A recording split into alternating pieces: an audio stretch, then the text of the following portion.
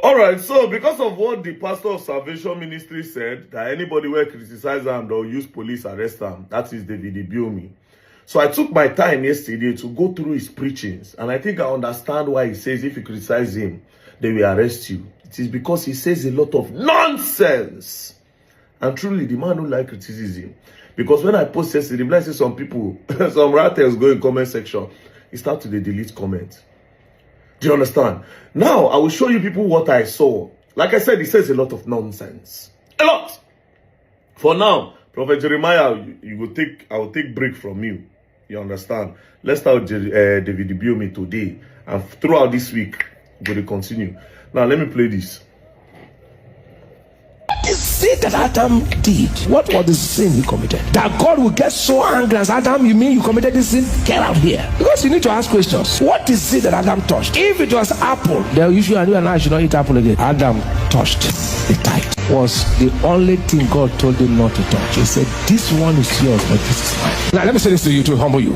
If you don't want to prosper, they are not ready for heaven. Because he said the streets of heaven, don't be holier than God. So every time you touch your tithe, you are living in dishonesty. You are tampering with that which God has told you not to. The sin that Adam did, what was the sin he committed? That God will get so angry as Adam, you mean you committed this sin? Get out here. Because you need to ask questions. What is it that Adam touched? If it was apple, then you and I should not eat apple again. Adam touched the tithe. Was now just imagine this preaching. Imagine preaching something like this. Like this now. Because of this preaching, you have scared a lot of people in the church.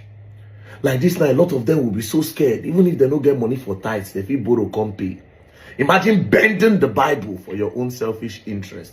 Because you want people to pay tithes. Just imagine it. Now, I don't know much about the Bible. But when I was locked up in prison, I took my time and I studied the Bible a little. And I can tell you for a fact that what this man is saying here is all lies. How? The story of the Bible says that God created Adam, then he brought in Eve to support Adam. The reason why they were chased out of the Garden of Eden was because God gave them an instruction about the forbidden fruits. And he said, this is the fruit of good and evil. Do not go close to the fruit. And then they went to eat the fruit. Then when they realized that they were naked, God said, okay, these people they now have the knowledge I don't want them to have. So it's now time for them to go out of the kingdom. So leave. Now, he now placed a curse. And he said, from today, man, you shall till the ground. You go suffer, you will sweat before you eat. Why women? Your punishment is that before you give birth, there will be pains during childbirth. By this time, tithing have not yet existed. Because when their eyes were blind, when they could not see anything, they had everything in the garden. You want yam, you want tomato, you want bole, anything you want is in the garden. God gave them in abundance. Eat anything you like. Just don't eat this one. There was no tithing. They could eat anything. Now, when this curse happened, they left the Garden of Eden. Then they gave birth to Cain and Abel. I want to believe, based on what I read in the Bible, that the first tithing came from Cain and Abel. That the first tithing, because that was when Cain, according to what God taught, God said, from now on, man shall till the ground before they eat. Do you understand? So Cain being a farmer, then Abel being a shepherd, carrying sheep around. You don't go into poultry business and livestock business. Do you understand? Then this guy being a farmer, so it was now time for tithes. That's when I can say there was the first tithes. Going by the Christian religion about tithing, that's when I can say, okay, yes, that is the first tithes. Cain and Abel. So okay, it's appreciation day. Let's go and give God something, which they have now turned to 10% according to the religion now. Pastors of nowadays. Okay, let's give God something. What will I give God that will make God smile? Then Abel said, you know what? Let me give you my finest sheep. The one where no get spots. Then he carried it. And he sacrificed. According to the story, then God smiled and said, very dark man Abel, you are my son. Take. Now Cain, taking his own tithes, to God. He go find one fruit where don't dey spoil because he won't make money. He said, this is the one that we give God. Then he took it to go and give it to God. But God didn't accept it. God said, no. What you cannot eat, you want to give it to me to eat. Is that what you are doing? Me that gave you life? Are you paying for your breath? You're not paying for your breath too. I gave you eyes to see. I gave you hands to work. I gave you bola to knack. Knacking is one of the sweetest things on earth. I gave you bola to knack. And by that time, I say that bola is big. Pass our own now. Give you strong, long bola. So you give me what you will not eat. And God said, no, I won't take it. And back then, if you know when God diverse, God they communicate with the people directly. If you see the magic now, you will see signs and wonders. Then Cain now got angry. That why this Abel, this very dark man, so then boom, pa.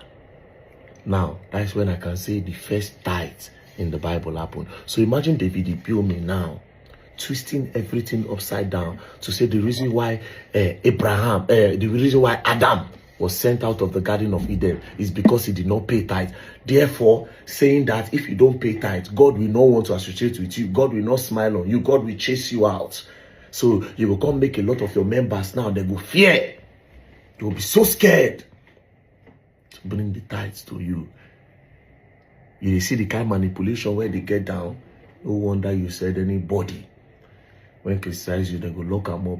I'll be waiting for me to be locked up. I'll be coming to Nigeria very soon.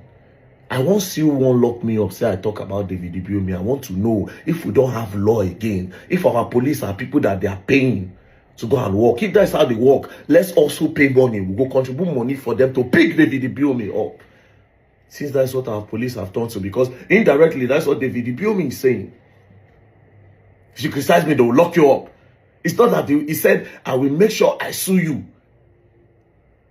I don't care whatever the person say. Even if the person like me spoil your name, go for a civil case. But saying they will lock the person more is some form of craziness. Power don't reach you here. Power don't choke you. Oppression don't choke you. And that's why I always say, I say a lot of these pastors now the problem we'll get for that country. They brainwash the youth not to move. They manipulate the youth not to move and wait that, oh yes, one miracle is coming somewhere. Just keep praying and paying your tithe.